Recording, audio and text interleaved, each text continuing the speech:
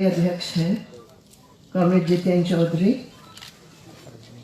हमारे इस reception committee के आदरणीय chairperson doctor Satyaranjan Debbarma, vice chairperson Shri एस.के. डालोंग जी, मंच पर उपस्थित हमारे जीएमपी के तथा तमाम वर्गीय और जन संगठनों के जुझारू नेतागण, हमारे त्रिपुरा जीएमपी के महासचिव कॉमरेड राधाचरण जी और इस सभा में उपस्थित मेरे बहुत ही प्रिय बहनों और भाइयों, जो बहुत कठिन परिस्थितियों में जीएमपी के झंडा को आगे लेकर जा रहे हैं, आप सबको हमारे प्रणाम, सलाम, नमस्कार, कुलमकार।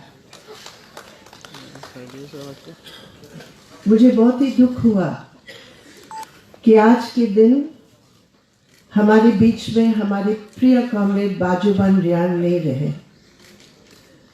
आपने सुना जब कॉमरेड जितेंद्र चौधरी ने बताया कि उनका क्या रोल यहाँ त्रिपुरा में था, किंतु हमें जाने ना, आपनारा जाने कि ना कि हमारे सारा भारतेर ट्राइबल आंदोलने আর সেই ট্রাইবাল আন্দোলনে একটা সংগঠিত রূপ দেওয়ার যা ওনার ভূমিকা ছিল। তখন আমরা সব মিলে ঠিক করেছি, কেন অনেক প্রদেশে আমাদের আদিবাসীদের মধ্যে আমাদের সংগঠন কাজ করছিল, কিন্তু যেখানে সেন্ট্রাল গভর্নমেন্টের নীতির একটা বিরাট হামলা হচ্ছিল ট্রাইবালদের উপর পুরো দেশে, তখন বাজুবান্দা এগিয়ে এসে আমাদের সেই সারা ভারতের সংগঠনকে তৈরি করার উনি দায়িত্ব নিয়েছিলেন। সেই সময় উনি ত্রিপুরা থেকে এমপি ছিলেন। পার্লামেন্টের মধ্যে আমারও সুযোগ ছিল, আমি সেই সময় পার্লামেন্টে ছিলাম যখন আমাদের এই ডিসকাশন হচ্ছিল কি সারা ভারতের সংগঠন আমরা তৈরি করব। তিনি তখন ফরেস্ট রাইটস অ্যাক্ট তৈরি করার জন্য যা বিল এনেছিল ইউপিএ সরকার, সেই সিলেক্ট কমিটিতে বাজুবান্দা ছিলেন, আমিও ছিলাম। আর আমি দেখেছি একটা কথা, আর সেটা দিয়ে অনেক কিছু শেখার ছিল ওনার রোলে। কেন নর্থ ইস্টের যা বিশেষ ট্রাইবালের যা প্রবলেমস ছিল, সেই কমিটিতে উনি খুব পরিষ্কারভাবে রাখতেন। বিশেষ করে যা ট্রেডিশনাল কালটিভেশন ছিল ট্রাইবালদের পুরো নর্থ ইস্টে, ঝুমিয়ার যা কাজ ছিল আর ঝুমিয়াদের যা সমস্যা ছিল, আমার মনে আছে কি সে সময় পুরো বিউরোক্র্যাটসরা এসে বলেছে না, এই কানুনে আমরা তাকে ইলিগাল করাবো। আর সেটা আপনারা ভাবতে পারেন কি সেই কানুন ট্রাইবালের রক্ষার জন্য আমরা একটা কানুনে ডিসকাস করছি, আর সেখানে যদি পুরো ঝুমিয়া কালটিভেশনকে ইলিগাল করা হবে তখন কি অবস্থা হতো।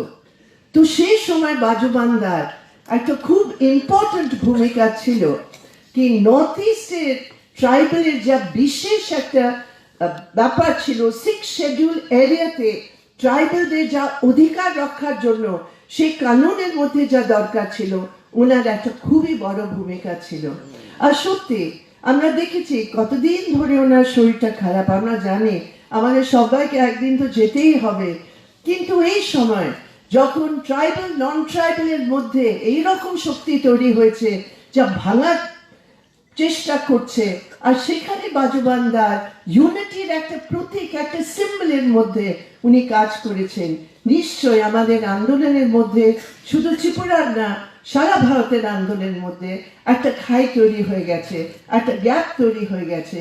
কিন্তু যেভাবে কমরেড জিতেন লিখেছেন কি আমাদের আজকে সম্মেলনে ওনার কাজ সামনে রেখে শপথ নিতে হবে কি আমরা কি ভাবো সেই সঠিক রাস্তায় এগোবো। সেই জন্য আমি বলি कॉमरेड बाजूबांदा अमर रहे, कॉमरेड बाजूबांदा के लाल सलाम। मेरे प्रिय साथियों, आज आपका ये 22वीं सम्मेलन एक ऐसे समय हो रहा है पूरे हिंदुस्तान में जब हिंदुस्तान की राजनीति में एक नया मंथन शुरू हो गया। राजनीति बीजेपी आरएसएस ने सोचा कि 2019 मई के चुनाव के बाद एक परिस्थिति बन गई है कि 2/3 ऊपर बहुमत लेकर हम लोग कुछ भी कर सकते हैं। जैसे वो आवारा पशु होते हैं जो किसानों के खेतों में जाकर बगैर लगाम का पूरा खेत नुकसान कर लेंगे। उन्होंने सोचा कि इतना भारी बहुमत है हमारे पास कि हम जो मर्जी कर सकते हैं। আর আমরা দেখেছি মে 2019 সেই নির্বাচনের ওইটার পর ওরা ওদের সেই বহুমতকে সেই মেজরিটিকে ব্যবহার করে কিভাবে তাদের সংকীর্ণ এজেন্ডা ধর্মের নামে কিভাবে ওদের এজেন্ডাকে এগিয়ে নেওয়ার জন্য ওরা এককে বাদ এক একটা কানুন করেছে। আমরা দেখেছি ওদের নিউ লিবারেল এজেন্ডা ইকোনমির উপর কিভাবে ওরা এগিয়ে নিয়ে এসছে। আর ওরা ভেবেছে আমাদের কাছে শক্তি আছে, আমাদের হাতে পার্লামেন্ট আছে, আমরা যা ইচ্ছা করতে পারি। কিন্তু ভারতের জনগণের মত দিয়েছে ভোট, এটা তো আমরা জানি। কিন্তু 60% ভোট 2/3 মেজরিটির সত্ত্বেও 60% ভোট তাদের বিরুদ্ধে ছিল। আর আজকে আমরা দেখেছি কি এত ভারী বহুমত হাতে নিয়ে 6 মাসের মধ্যে আমাদের দেশের রাজনীতিতে একটা নতুন মন্থন হচ্ছে। আর সেটা হচ্ছে জনগণের মত, সেটা হচ্ছে জনগণের নিজের বুনিয়াদী সমস্যাকে লেकर জনগণের যা সমস্যা আছে, জনগণের যা মত আছে ওই নীতির উপর, সেটা আমরা দেখছি পুরো দেশের মধ্যে একটা প্রতিরোধ তৈরি হচ্ছে। আমি জানি না আপনারা অনেক রাজনীতি দেখেছে, অনেক উপর নিচ আপনারা দেখেছেন আমাদের দেশের পলিটিক্সে, কিন্তু কেউ ভাবতে পারে কি 6 মাসের মধ্যে এই দেশের জনগণ রাস্তায় দাঁড়িয়ে কনস্টিটিউশন হাতে নিয়ে সেই কনস্টিটিউশনের প্রিয়াম্বল পড়ে প্রত্যেক শহরে গ্রামে গ্রামে ওরা দাঁড়িয়ে বলছে এটা আমাদের সংবিধান, এটা ভারতের সংবিধান, সেই ধর্মনিরপেক্ষ সংবিধান, সেই গণতন্ত্র প্রণালীর সংবিধান, সেই সংবিধানের উপর তোমরা বহুমত দিয়ে যা হামলা করছো আমরা দাঁড়িয়ে আছি। তো একটা প্রতিরোধ হচ্ছে, হতাশা নয়। অনেকরা ভাবে अरे क्या होगा, अब तो पूरा बहुमत मिल गया इनको, अब तो हमें चुपचाप बैठकर सहना पड़ेगा। और जो लोग वो सोचते हैं वो चुपचाप बैठे हुए हैं। लेकिन भारत की जनता के बीच में एक प्रतिरोध बढ़ रहा है, एक प्रतिरोध की आवाज बढ़ रही है।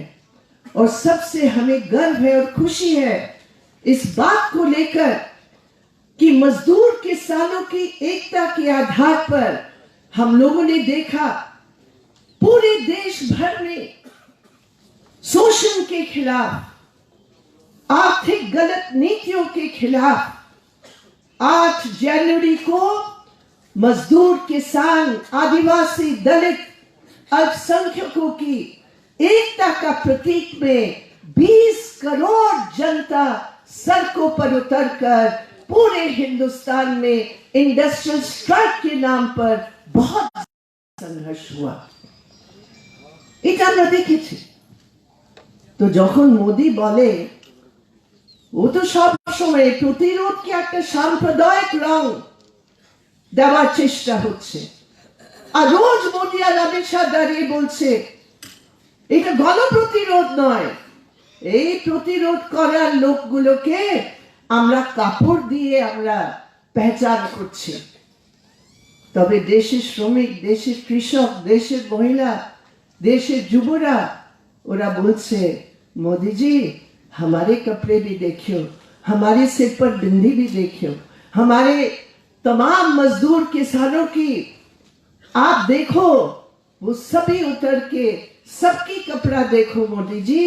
हिंदुस्तान की जनता विभिन्न वेश में, विभिन्न भाषा बोलकर, विभिन्न धर्म के लोग, अलग अलग जाति के लोग एक साथ मिलकर तुम्हारी नीति का विरोध कर रहे हैं। ये एक नई बात आज भारतवर्ष की राजनीति में जनता का प्रतिरोध भी सामने है।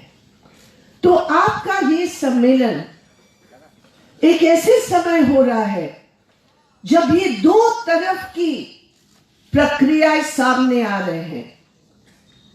দুদিকে আমরা দেখছি একটা প্রক্রিয়া রাজনীতির মধ্যে, আর সেটা নিশ্চয়ই আমরা যারা আদিবাসীদের মধ্যে কাজ করছি, ট্রাইবালদের মধ্যে কাজ করছি, দলিতের মধ্যে কাজ করছি, আমাদের বুঝতে হবে যখন আমরা সংগঠিতভাবে আমাদের দেশের রাজনীতি বিশ্লেষণ করব কি একদিকে যেখানে মোদী সরকার আরএসএস কে নিয়ে, সংঘ পরিবারকে নিয়ে নিজেদের এজেন্ডা অর্থনৈতিক দিকে, রাজনৈতিক দিকে, সামাজিক দিকে, সাংস্কৃতিক দিকে একদিকে ওরা হামলা করছে, ঠিক সেই সময় আর একটা প্রক্রিয়া হচ্ছে কি মানুষের বিরোধ, মানুষের প্রতিরোধ সেটাও বাড়ছে। আমাদের দুটো দিকে দেখতে হবে। আর তার মধ্যে আমাদের আদিবাসীদের কি মেইন ইস্যুগুলো আছে, কিভাবে আমরা রিচ আউট করতে পারি সেটা আমাদের দেখতে হবে। আপনাদের বলার দরকার নয়, কিন্তু কেন আমরা জানি কি ত্রিপুরার ইতিহাসে, ত্রিপুরার ট্রাইবাল আন্দোলনের ইতিহাসে, আমাদের পুরো সারা ভারতের যা আমাদের আন্দোলন আছে আদিবাসীদের জন্য, এই ত্রিপুরার যা ব্যাকগ্রাউন্ড আছে স্ট্রাগলের, সংগঠনে, সেটা আমরা অনেক কিছু শিখেছি আর অনেক কিছু আমরা প্রভাবিত হয়েছে। এটা একটা ঠিক কথা। কিন্তু আজকে কি পরিস্থিতিতে আমরা আছি, কেন সেখানে দিল্লিতে যদি ম্যাক্সিমাম সরকার আছে, এখানে আপনাদের ত্রিপুরাতে তার মিনি মডেল আছে। ওর মিনি মডেল কি করছে ত্রিপুরাতে, সে ম্যাক্সিমাম মডেলের রাস্তায় যা এখানে বিপ্লব দেব করছে সেটা আমাদের বুঝতে হবে। কিন্তু আগে আমাদের বুঝতে হবে মোদী সরকারের নীতি। আমার মনে আছে আমি তখন ত্রিপুরায় ছিলাম, যখন মোদী সরকার, মোদী আর অমিত শাহ এসে ত্রিপুরাতে কি কি সব জুমলাবাজি করে নির্বাচনে কি কি বলেছে। কিন্তু 2019-এ সেই নির্বাচনের ফলের পর আমরা কি দেখেছি, সংগঠিত ভাবে আদিবাসীদের কালচারের উপর, ভাষার উপর, আইডেন্টিটির উপর, আর সবচেয়ে বড় কথা সংবিধানে আমাদের যা অধিকার আছে, 5th শিডিউল, 6th শিডিউল, পেশার যা প্রোটেকশন আছে, তার প্রো কর্পোরেট নীতির জন্য একটা বিরাট হামলা হয়েছে। আপনারা জানেন প্রথমে ওরা নিয়ে এসছে একটা ফরেস্ট অ্যাক্টের, ফরেস্ট রাইটস অ্যাক্ট নয়, ফরেস্ট অ্যাক্ট, তার সংশোধন করার জন্য ওরা একটা প্রস্তাব নিয়ে এসেছিল। সেটা আমরা স্টাডি করেছি, পুরো দেশে আমরা দেখলাম এটা কি হয়েছে। সেই ফরেস্ট অ্যাক্ট ব্রিটিশের জামানার অ্যাক্ট, সেই অ্যাক্টে প্রথম সে অ্যাক্ট ছিল 1927-এ ব্রিটিশের আমলে, যেখানে ট্রাইবালস এর যা বনে, যা জঙ্গলে ট্রাইবালের যা কন্ট্রোল ছিল, যা অধিকার ছিল, তার থেকে ট্রাইবালের অধিকারকে শেষ করার সেই অ্যাক্টটা ছিল। আমরা দীর্ঘদিন আমরা বলেছি একটা স্ক্র্যাপ করো, এটা আমাদের জন্য নয়, এটা ব্রিটিশ জামানার জন্য ফরেস্ট আর ফরেস্টের প্রডিউস টিম্বার সেটা কবজা করার জন্য ব্রিটিশ নিয়ে এসেছিল। কিন্তু না, ওইটা রইল আমাদের কানুনের বইটাতে। আর এবার মোদী সরকারের নেতৃত্বে যা প্রস্তাবনা নিয়ে এসছে, সেই ফরেস্ট অ্যাক্টে সংশোধন করার জন্য কতগুলো ভয়ানক ধারা ওরা জড়িয়ে দিয়েছে। একটা ধারা আছে, আমি আপনাদের বলছি, 6th শিডিউল এরিয়া হোক বা 5th শিডিউল এরিয়া হোক, সেই ফরেস্ট প্রডিউসের অধিকার সেটা ট্রাইবেলের জন্য হবে না, সেটা সরকার নিজের হাতে নেবে, আর সরকারের নিযুক্ত কমিটির হাতে সেটা যাবে। আর পুরো ফরেস্ট প্রডিউসের কালেকশনের ব্যাপার, including the right two minor forest produce, সেটা যদি কেউ হাত দেয়, যদি কেউ ট্রাইবেল হাত দেয়, যদি কেউ ট্রাইবেল মহিলা ওদের জীবিকার জন্য মাইনর ফরেস্ট প্রডিউসের হাত দেয়, তাদেরকে ক্রিমিনাল মেনে ওদের উপর ক্রিমিনাল কেস লাগু হবে। বাট পুরো ট্রাইবেলের জীবনকে ক্রিমিনালাইজ করে দিল। কিন্তু ট্রাইবেলের জীবন বনের সাথে আমাদের পুরো অধিকার, আমাদের পুরো আন্দোলন হচ্ছে ফরেস্ট আমাদের, ফরেস্টের জমি আমাদের, আমরা ফরেস্টের রক্ষা করছি। কিন্তু সেটা ওরা পুরোপুরি সরকারের হাত নিয়ে ক্রিমিনালাইজ করে ওরা বলেছে, যেখানে এখন ডিটেনশন সেন্টারের কথা বলছে, ওরা এই অ্যাক্টের মধ্যে বলেছে কি আমরা ফরেস্টের মধ্যে ডিটেনশন সেন্টার, পুলিশের থানাগুলো আমরা তৈরি করব, আর সেখানে যারা ক্রিমিনাল অ্যাক্টিভিটিস করছে বনে তাদেরকে নিয়ে আমরা ধরে নিয়ে বন্ধ করব। আমরা ভাবতে পারেন এইরকম একটা ফরেস্ট অ্যাক্টের সংশোধন, পুরো দেশে একটা আন্দোলন হলো। আর তারপর জাভেদকর বলেছে, ওর দায়িত্ব ছিল, ও বলেছে এখন কি না না সেটা আমরা ফেরত নিয়ে নিচ্ছি। কিন্তু ওদের কল্পনাই ছিল। এখন ফরেস্ট রাইটস অ্যাক্টে দেখুন, আমরা গর্বিত কি পুরো ভারতে যখন এখানে বামপন্থী সরকার ছিল, কমরেড মানিক সরকারের নেতৃত্বে, আমরা গর্বিত কি এই ত্রিপুরা রাজ্যের পুরো ভারতের ছোট্ট প্রদেশ, কিন্তু পুরো দেশে সবচেয়ে ভালো রেকর্ড ফরেস্ট রাইটস অ্যাক্টের ইমপ্লিমেন্টেশনে ছিল ত্রিপুরা প্রদেশে, সেই বামফ্রন্ট সরকারের লিডারশিপে কাপড়টা দেওয়া হয়েছে। কিন্তু আজকে ফরেস্ট রাইটস অ্যাক্টের কি অবস্থা? এখন সুপ্রিম কোর্টে একটা কেস চলছে, আপনারা জানেন। সেই কেসে রিটায়ার্ড ফরেস্ট অফিসার বিজেপির সহায়তাকে নিয়ে ওরা পিটিশন দায়ের করেছে সুপ্রিম কোর্টে। কি পিটিশন? ওরা বলেছে এই অ্যাক্টটি অ্যাক্ট হতে পারে না, পার্লামেন্টের কোনো অধিকার নেই অ্যাক্ট করার জন্য। ওরা চ্যালেঞ্জ করেছে, আর ওরা বলেছে যাদের হাতে পাট্টা নেই, যারা ফরেস্টে আছে ট্রাইবাল, কিন্তু যাদের হাতে পাট্টা নেই, তাদেরকে বেদখল করতে হবে, বার করতে হবে फॉरेस्ट থেকে। अरे ये फॉरेस्ट किसकी है? ब्रिटिश जमाना ने कहा उनका बाप का है, और आज तुम भी ये कहना चाह रहे हो।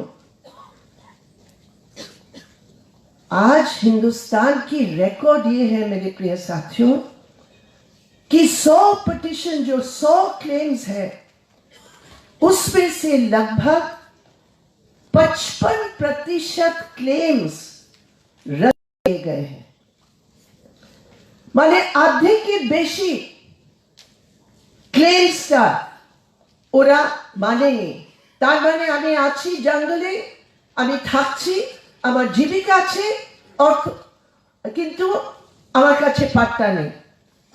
এখন একটা হিসাব লাগানো হয়েছে কি এই সময় at least 23 lakh tribal families immediately, 23 লক্ষ ট্রাইবাল ফ্যামিলি যদি সুপ্রিম কোর্টে সেই স্টে যদি সরিয়ে যায়, 23 লক্ষ পরিবার ট্রাইবালদের পুরো দেশের মধ্যে বেদখল হয়ে যাবে।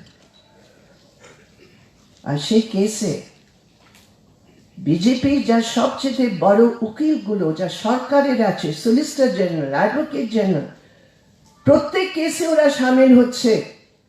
ওদের মতন কেসে অযোধ্যার জন্য ওদের পুরো প্যানেল করে দাঁড়িয়ে গেল, সিএর পক্ষে ওদের পুরো প্যানেল দাঁড়িয়ে গেছে।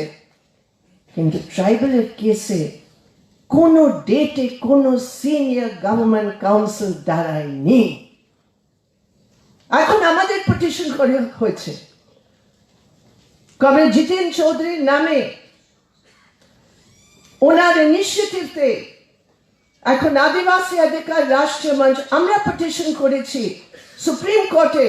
আমরা বলেছি কি আমরা পিটিশনার, ভীষণ ক্ষতি হবে ট্রাইবালদের, কিন্তু আমি যা বলতে চাই এইভাবে একটা হামলা হচ্ছে ট্রাইবালের বুনিয়াদী অধিকারের উপর। আর একটা কথা আমরা দেখছি কি আমাদের যা এই পুরো রিসেশনের মধ্যে, আমরা তো জানি এখন এই ইকোনমিক পলিসিজ এর জন্য পুরো দেশে একটা রিসেশনারি সিচুয়েশন আছে। আমরা সব জানি কিভাবে বেরোজগারি বাড়ছে। 45 বছরের সবচেয়ে খারাপ রেকর্ড আজকে আমাদের দেশে। আমরা জানি হাঙ্গার ইন্ডেক্সে 117 দেশে এখন আমাদের দেশ 102 নম্বরে পৌঁছে গেছে। হাঙ্গার বাড়ছে, আনএমপ্লয়মেন্ট বাড়ছে, ছোট ছোট দোকানদারের উপর একটা বিরাট জিএসটির হামলা হয়েছে। নোটবন্দির এখনো আমাদের দেশের ইকোনমি বেরোতে পারেনি সেই সংকট থেকে। আর আমরা যদি দেখি যারা শ্রমিক, যারা কৃষক, ট্রাইবালের জীবিকা, আমাদের জীবিকা কি? আমি জানি ত্রিপুরার মধ্যে লেফট হওয়ার জন্য এখানে অনেক আমাদের ডেভেলপমেন্টের ইন্ডেক্স আর ট্রাইবালদের দেশে অন্য জায়গার তুলনা করে আমরা এগিয়ে আছি। এটা সঠিক কথা, এটা ঠিক কথা। আর ঐতিহাসিক দিকে নর্থ ইস্টে ট্রাইবালের আর একটা রোল রয়েছে, একটা পজিশন রয়েছে, এটাও ঠিক। কিন্তু আমরা যখন আদিবাসীদের কথা বলবো আমাদের দেখতে হবে কে পুঁজিবাদের হামলা ট্রাইবালের মধ্যে কি তার ইম্প্যাক্ট হচ্ছে। আমাদের দেখতে হবে যদি জমিন আমাদের অধিকার, সেই জমিনের যদি পলিসি জবরদস্তি অ্যাকুইজিশন পলিসি যদি কোনো সরকারে থাকে ইকোনমিক ভাবে আমাদের কি অবস্থা হবে। আর সেটা আমরা দেখেছি এই বাজেটের মধ্যে রিসেশনের সমস্যাগুলোকে না ট্যাকল করে আরো তার সংখ্যাটা বাড়িয়ে দিয়েছে। সবাই জানে কোনো বড় অর্থনৈতিক দিমাগের দরকার নেই। আপনাদের মুখ্যমন্ত্রী অনেক ইমাজিনেশন আছে। ইন্টারনেট মহাভারতের সময় চলছে, অনেক ইন্টারনেট চলেছে মহাভারতের সময়। খুব ইমাজিনেটিভ মুখ্যমন্ত্রী আপনাদের, অনেক কল্পনা করে। তো কল্পনার দরকার নেই, রিসেশনকে কিভাবে ট্যাকল করা যায় সেটা তো একটা স্কুল চাইলে বলতে পারে কি এটা ডিমান্ডের অভাবের জন্য সংকট হয়েছে, সাপ্লাই সাইডের অভাব নেই। বাজারে সবকিছু আছে, সাপ্লাই সাইডের কোনো প্রবলেম নেই, ডিমান্ড নেই। আর ডিমান্ড এই জন্য নয় কেননা তোমার নীতিগুলো আমাদের জেবকে খালি করে দিয়েছে। সেই জন্য আমরা বলি এই পকেট মার নীতির জন্য মন্দি হয়েছে আমাদের দেশ। কেন আমাদের যা আর্নিং আছে যদি নেই, আমাদের যা বেতন আছে যদি নেই, আমাদের যা রোজগারের দরকার আছে যদি নেই, যদি পারচেসিং পাওয়ার, ক্রয় শক্তি, আমাদের যা শক্তি আছে খরচ করার জন্য যদি নেই, আর সেটা আমার স্ট্যাটিস্টিক নয়, সেটা সেন্ট্রাল গভর্নমেন্ট নিজে বলছে কি কনজাম্পশন এক্সপেন্ডিচার আমাদের দেশে গ্রামীণ ক্ষেত্রে 8.8% কমেছে, শহরেও কমেছে। তো আমাদের দেশ তো গ্রামে থাকে, আর সেই গ্রামের মানুষের খরচ যদি কমে যায় তখন দরকার আছে খরচকে বাড়াও, ইনভেস্টমেন্ট করো গ্রামে, ইনভেস্টমেন্ট করো ইনফ্রাস্ট্রাকচারে, গ্রামের মানুষের কাজ দাও। গ্রামের মানুষের কাজ দেওয়ার পক্ষে একটা আমাদের কানুন আছে, মনরেগা কানুন। কি করেছে বাজেটের মধ্যে?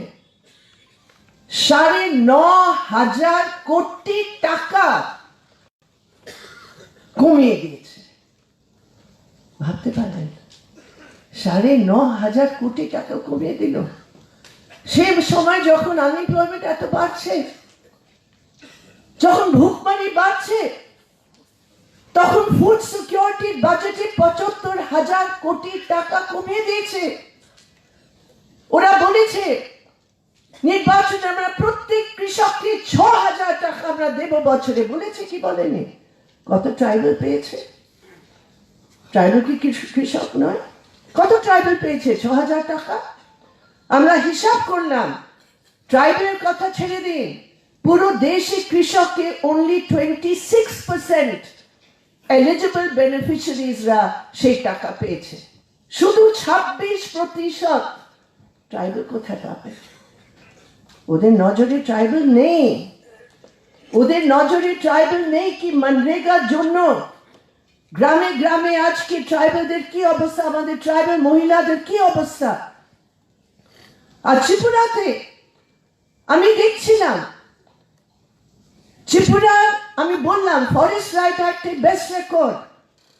মনরেগায় আমরা জানি এখানে ইন্ডাস্ট্রিয়ালাইজেশনের যতই আমরা চেষ্টা করেছি, ওটা তো আমাদের উপর শুধু নির্ভর নয়, ইন্ডাস্ট্রি কি করে আসবে তার জন্য আমরা অনেক চেষ্টা করছিলাম।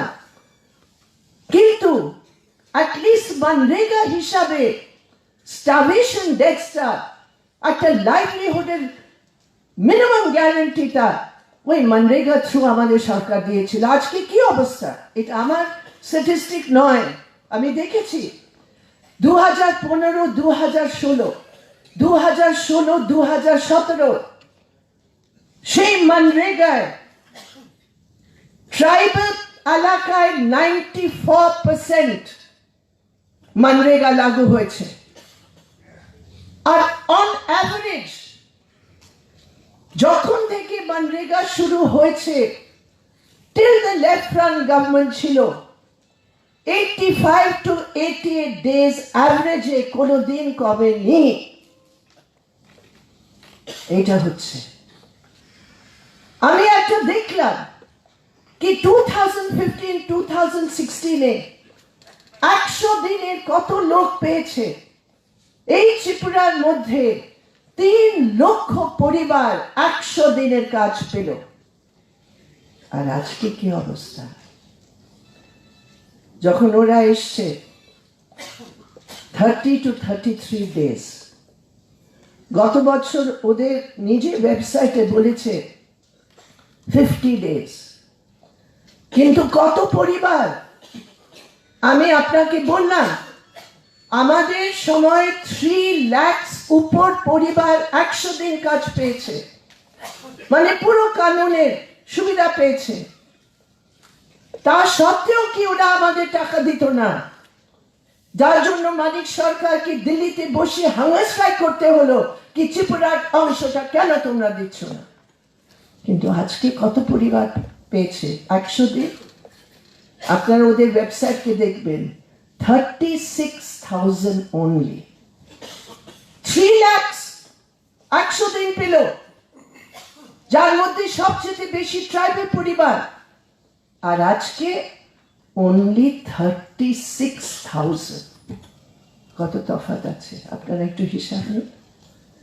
আর তার পুরো দেশে যদি আপনারা হিসাব নেবেন, ত্রিপুরার এই অবস্থা, পুরো দেশে মনরেগা শেষ হচ্ছে, কোনো কাজ নেই, কৃষকরা কাজ ওদের উপযুক্ত সঠিক দাম পাচ্ছে না। এই বাজেটের মধ্যে তারও ওরা কাটতি করে দিয়েছে, কৃষকের হাতে টাকা নেই, ক্ষেত মজদুরের কি অবস্থা। আর তার সবচেয়ে বড় প্রভাব পড়ছে আমাদের ট্রাইবেলের উপর, আমাদের আদিবাসীদের উপর, আমাদের দলিত পরিবারদের উপর। আর সেই জন্য আমরা বলছি এই যা নিউ লিবারেল পলিসিস এর নতুন যা রূপ আমরা দেখছি, একটা অ্যাগ্রেসিভ রূপ। আমরা জানি কংগ্রেসের আমলে কি হতো, ভালো করে জানি। আমরা জানি পুরো নীতিগুলো কংগ্রেসের সময় শুরু হয়েছে, কিন্তু কংগ্রেসরা যারা করতে চেয়েছে না করতে পারেনি, ওদের এত বহুমত ছিল না। কিন্তু আজকে খোলা রূপে ভারতীয় জনতা পার্টি সেই বড় বহুমতকে ইকোনমিক সেক্টরে গরিবের লুট করে, গরিবের উপর অত্যাচার করে, ট্রাইবেলের অধিকারকে উপর অত্যাচার করে ওরা বড় বড় কর্পোরেটসের হেল্প করছে। এটা আমাদের জন্য সবচেয়ে বড় চ্যালেঞ্জ। আপনারা জানেন ঝাড়খণ্ডে কি হলো, আপনারা দেখেছেন কত টাকা ওরা খরচ করেছে নির্বাচনে, কিন্তু ঝাড়খণ্ডে 28 ট্রাইবাল সিটসে, যেখানে 5 বছর আগে বিজেপির পুরো মেজরিটি ছিল, এবার ট্রাইবালসরা দাঁড়িয়ে বলেছে যারা আমাদের সন্থাল পরগনার জমিনের রক্ষার কানুন শেষ করতে পারে, যা বিজেপি করলো, যারা ছোটা নাগপুর অ্যাক্টের ট্রাইবালের জমিনের রক্ষা করার জন্য যা কানুন ছিল সেটা শেষ করার সংশোধন ওরা নিয়ে এসেছিল, ট্রাইবাল তার বিরুদ্ধে লড়াই করেছে। ট্রাইবাল বলেছে বাবা ভোট নেই আমাদের উপর ঝামেলা, আমাদের উপর অত্যাচার, আর আজকে আমাদের ভোট আমরা দেব না। 28 সিটের মধ্যে 26 সিট বিজেপি হারিয়ে দিল। এটা হচ্ছে মানুষের। কি হলো দিল্লি নির্বাচনে? কত ওরা চেষ্টা করেছে, বিপ্লব দেবও পৌঁছে গেল। ত্রিপুরায় কি করছে না করছে, গলি গলি গিয়ে কি বলছে আমি জানি না। दिल्लीতে গিয়ে বলেছে अरे ये अरविंद केजरीवाल खड़गपुर में पढ़ा था इसलिए जरूर कम्युनिस्ट होगा, भैया इसको वोट मत दो। दिल्ली की जनता ने डबल वोट दे दिया।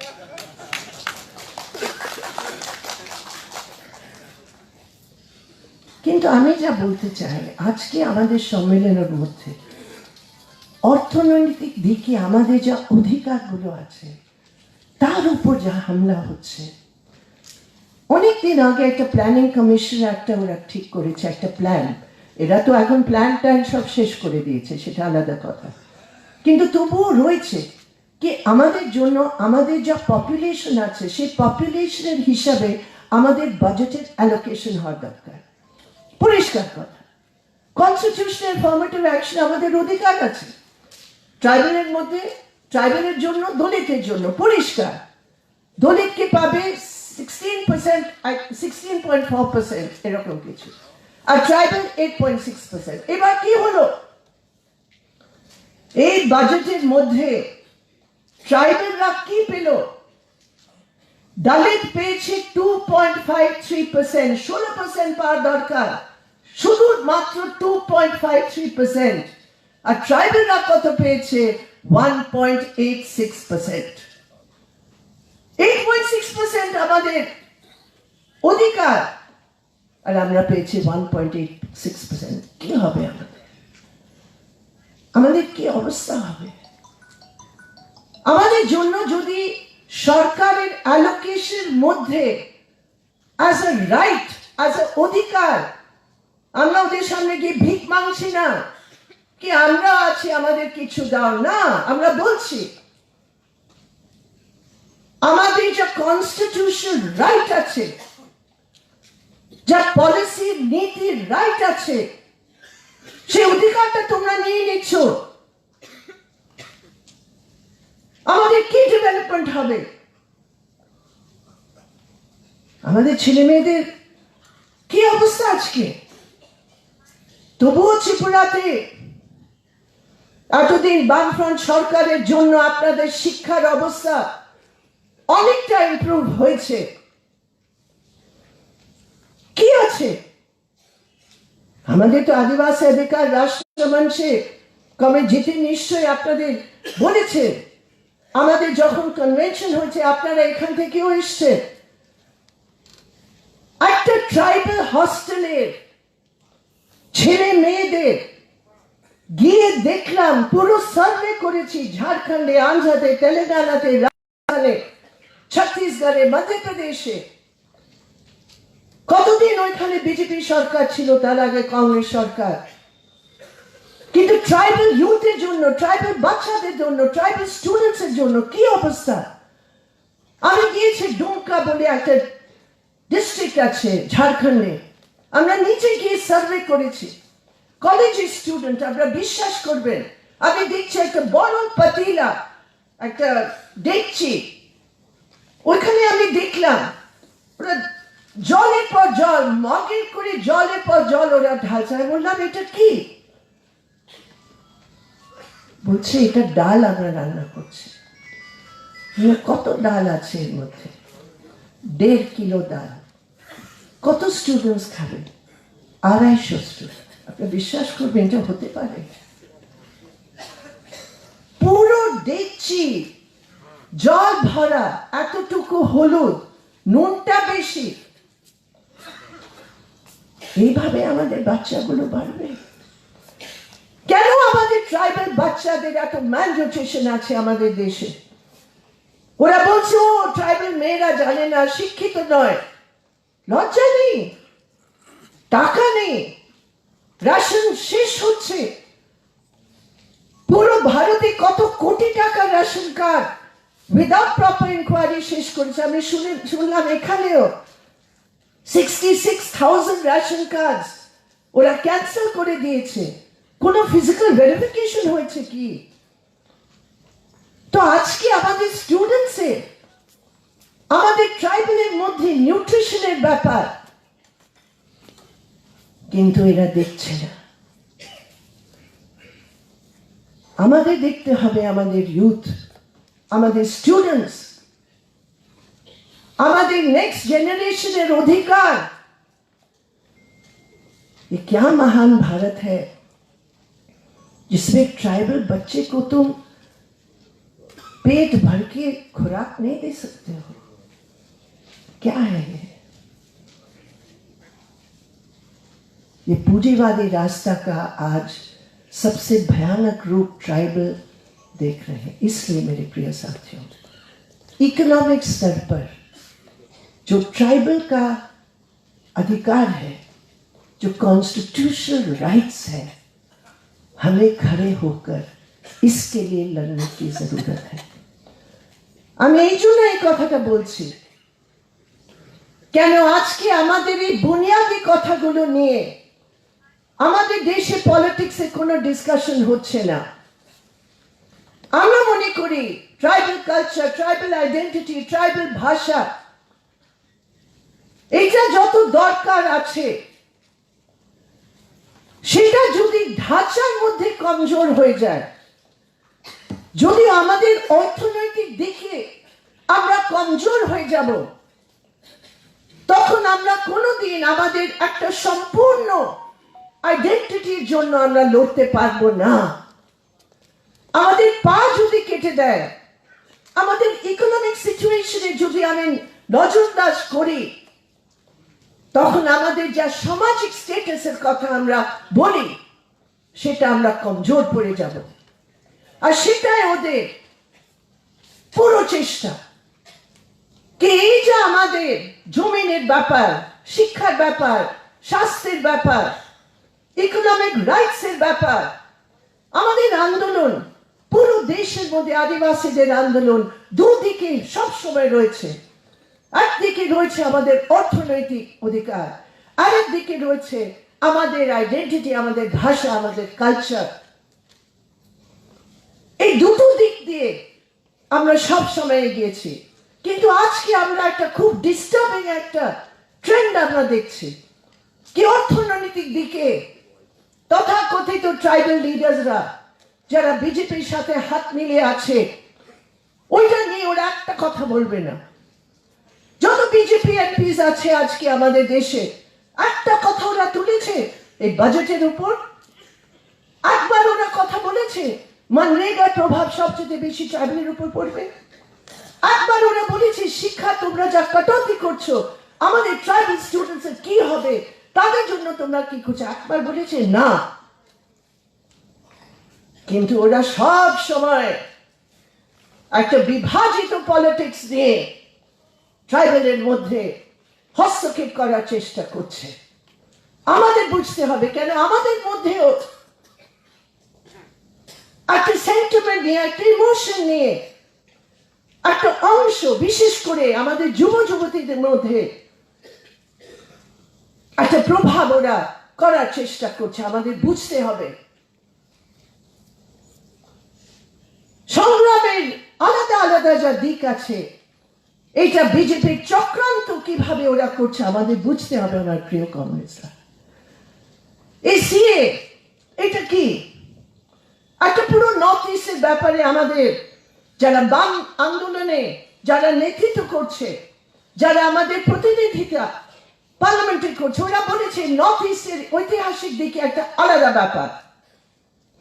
সেই জন্য পুরো ঘটনাগুলো থেকে নর্থ ইস্টকে আমরা অন্য দৃষ্টিতে আমাদের দেখতে হবে, এটা পরিষ্কার।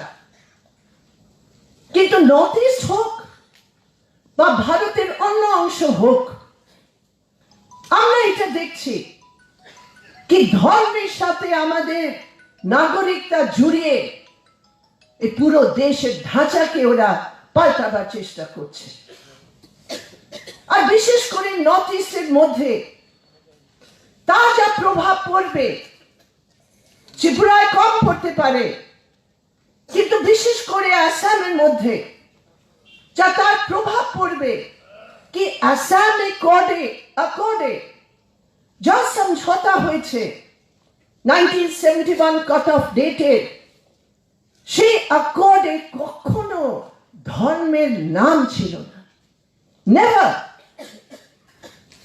কিন্তু এই বিজেপি আরএসএস বিভাজিত করার নীতিকে নিয়ে ওরা ধর্মকে, নাগরিকতার আধারকে পাল্টাবার ওরা চেষ্টা করছে। আর সেই জন্য আমরা বলি নর্থ ইস্টে হোক বা ভারতবর্ষে অন্য জায়গায় হোক, আমরা ধর্মের ভিত্তিতে নাগরিকতাকে আমরা কোনোদিন মানতে পারি না। আর এই জন্য আমাদের আলাদা দৃষ্টিভঙ্গি আমাদের যে আছে, ট্রাইবেলের অধিকার নর্থ ইস্টের মধ্যে, ট্রাইবেলের জমিনের রক্ষার জন্য নর্থ ইস্টের মধ্যে, ওইটা সামনে রেখে, কিন্তু ধর্মের আধার, ধর্মের ভিত্তি হতে পারে না, এই দুটো জিনিস রেখে আমাদের জিএনপি থেকে, জিএনপির নামে যেতে নিশ্চয় রিপোর্ট করবেন, আপনাদের একটা পিটিশন আছে সুপ্রিম কোর্টে সিএর বিরুদ্ধে। আমার মনে হয় এটা খুব একটা জরুরি জিনিস, কেন আমাদের যা পুরো নীতি আছে এই ব্যাপারে আমরা সেটা রাখার চেষ্টা করেছি। আমাদের বুঝতে হবে আজকে আমাদের দেশের সংবিধানের উপর, আমি পরিষ্কার বলি, এটা কি আমরা বলি কি সংবিধানে সবকিছু দারুণ আছে? না, আমরা বলি রাইট টু ওয়ার্ক নেই আমাদের সংবিধানে। এই যে অসমানতা পুঁজিবাদের ঢাঁচার মধ্যে বাড়ছে, সেটা আমাদের সংবিধান তার অধিকার দেয়। আমরা অনেকবার বলেছি, আমাদের আলোচনা হচ্ছে এই সংবিধানের মধ্যে পুঁজিবাদের শোষণে যা অধিকার দেওয়া হয় তার উপর আমরা ডিসকাস করতে পারি, তার উপর আমরা কি সংশোধন নিয়ে আসতে পারি। ধরুন রিজার্ভেশনের ব্যাপারে আজকে ওরা বলছে রিজার্ভেশন আমাদের কনস্টিটিউশনাল রাইট নয়, প্রমোশন রিজার্ভেশন আমাদের কনস্টিটিউশনাল রাইট নয়। আস্তে আস্তে রিজার্ভেশন অধিকারের উপর এই বিজেপির হিন্দুত্ববাদী নীতির জন্য একটা হামলা হচ্ছে, এটা হচ্ছে। তো আমরা বলি এই সংবিধানকে আমরা ওরা মজবুত করতে কি করে পারি, দেশের জনগণের জন্য কি করে আমরা করতে পারি, এটা একটা আলোচনা করো। কিন্তু নয়, বিজেপি আরএসএস কি করছে, দেশের সংবিধানে যা ত্রুটিগুলো আছে তার জন্য ওরা ডিসকাশন করার দরকার নেই। গরিবের জন্য আরো কি অধিকার দেওয়া যাবে তার জন্য ডিসকাশন নয়, ট্রাইবাল দলিতের জন্য কি আর অধিকার দেওয়া যায় সংবিধানে তার উপর কোনো ডিসকাশন নয়। ওরা কি করতে চায়, দেশের সংবিধানে যা বুনিয়াদী ঢাঁচা, যা সুপ্রিম কোর্ট বলেছে, the basic structure of the constitution,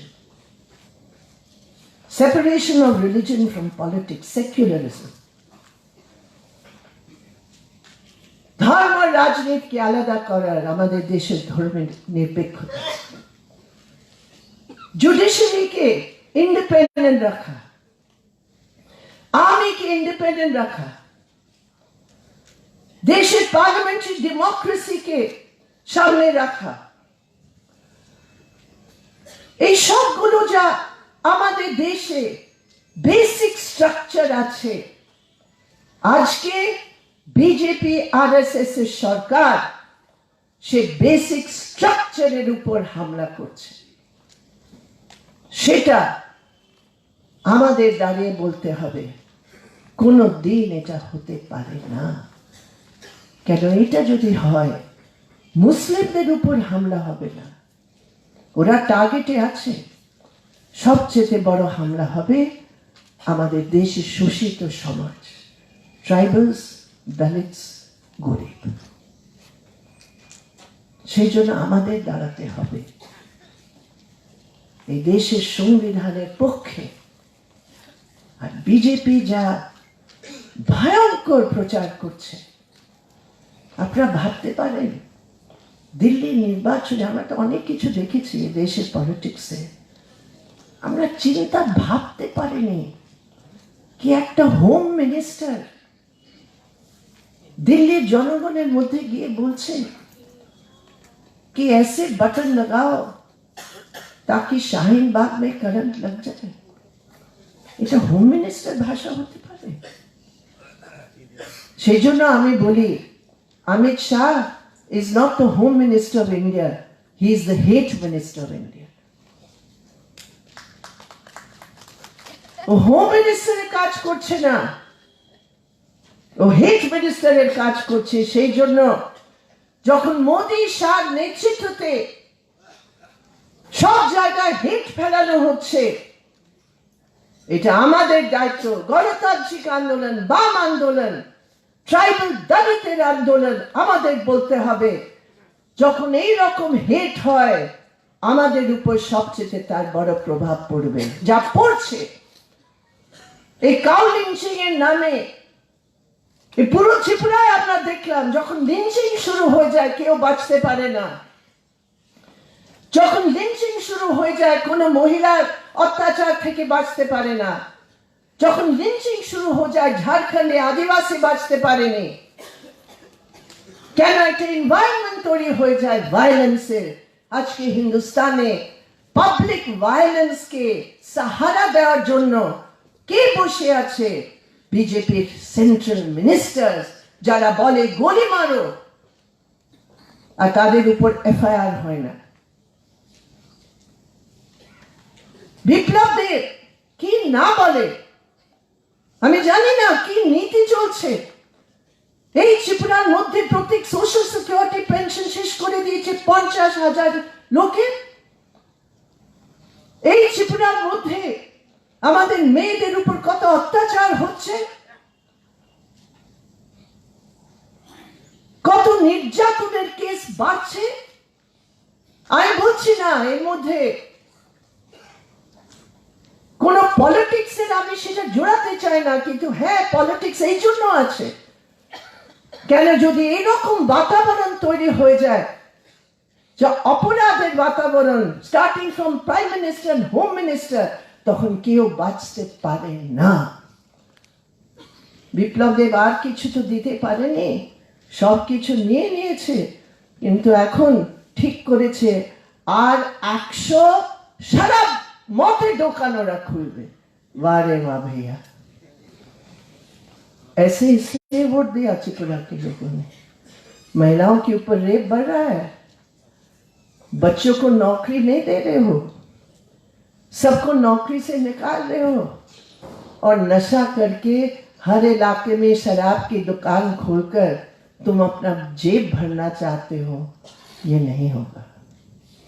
ये जो আজকের এই সম্মেলনে এই দুদিকের যা একটা অ্যাটাক আসছে, অর্থনৈতিক আর সামাজিক, আর বিশেষ করে ট্রাইবাল অধিকারের, কনস্টিটিউশনাল রাইটসের উপর যা অধিকার আছে, হচ্ছে হামলা হচ্ছে।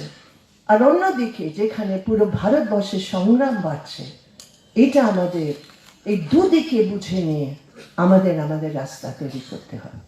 ত্রিপুরার মধ্যে অনেক অনেক হামলা হয়েছে, অনেক রিপ্রেশন হয়েছে, অনেক কংগ্রেসের জান গেছে, অনেক কংগ্রেসের জীবিকা গেছে, রাবার প্লান্টেশনের মধ্যে গিয়ে কি করে পুড়িয়ে গেছে, আঙ্গনবাড়ির উপর, মিড ডে মিলের উপর, যারা বলে কি আমরা তোমাদের এই নীতির বিরুদ্ধে, অনেক দমন হয়েছে, কিন্তু তবু আপনারা দাঁড়িয়ে গেছে। আমরা কত গর্বিত। কে পরিস্থিতির মধ্যে কতদিন আগে 10 দিন বা 2 সপ্তাহ আগে 10,000-এর বেশি এইখানে ট্রাইবেলের জমায়েত হয়েছে। পুরো অল ইন্ডিয়াতে একটা প্রভাব গেছে কি ত্রিপুরা ট্রাইবালস এই সংগ্রামে, ডেমোক্রেটিক সংগ্রামের ঝান্ডাকে তুলে নিয়ে দাঁড়িয়ে গেছে। এই প্রদেশে যেখানে ট্রাইবাল নন ট্রাইবাল ইউনিটি আমাদের প্রদেশের বিকাশের দিল ছিল, সেই ট্রাইবাল নন ট্রাইবাল ইউনিটিকে ভাঙার জন্য এই বিজেপি কি না করছে, এই আরএসএস কি না করছে। তো আমাদের যুবদের মধ্যে, বিশেষ করে যুবতীদের মধ্যে এই ইউনিটির কথা নিয়ে, ইউনিটির মেসেজ নিয়ে, কেন বিজেপি আরএসএস শুধু একটা জিনিসে ভয় পায়, যেরকম ব্রিটিশ ভয় পেত যখন হিন্দুস্তানের জনতা এক হবে, ব্রিটিশ আমল শেষ হবে, ঠিক সেই রকম বিজেপি আরএসএস জনগণের একতা কোনো দিন বরদাস্ত করতে পারে না। ওদের জন্য এটা সবচেয়ে বড় নাইটমেয়ার, যখন জনগণ এক হয়ে যাবে। আর আজকে এটা আমাদের চ্যালেঞ্জ, এই দমন নীতির বিরুদ্ধে সাধারণ ট্রাইবেলের মধ্যে গিয়ে সম্পর্ক আরো মজবুত করে, ছোট ছোট মিটিং করে প্রবলেমস গুলোকে বুঝে আমাদের করতে হবে। और ये घमंडी सरकार, ये अहंकारी सरकार जो नाक नीचे करके चलती है, हम लोग अपने संघर्ष से उनको धरती पर उतारेंगे, संघर्ष को आगे लेकर जाएंगे, संगठन को मजबूत करेंगे, एकता को मजबूत करेंगे। और जीएमपी का ये गौरवशाली इतिहास जो दशरथ देव बर्मा के झंडा था, जो ये तमाम हमारे कुर्बानी देने वाले नेताओं का जो झंडा था, वो आज हमारे झंडा है। उसी को लेकर हम आगे बढ़ेंगे। यही आपका 22nd कॉन्फ्रेंस का मैसेज होगा। बहुत बहुत धन्यवाद। इनकलाब जिंदाबाद।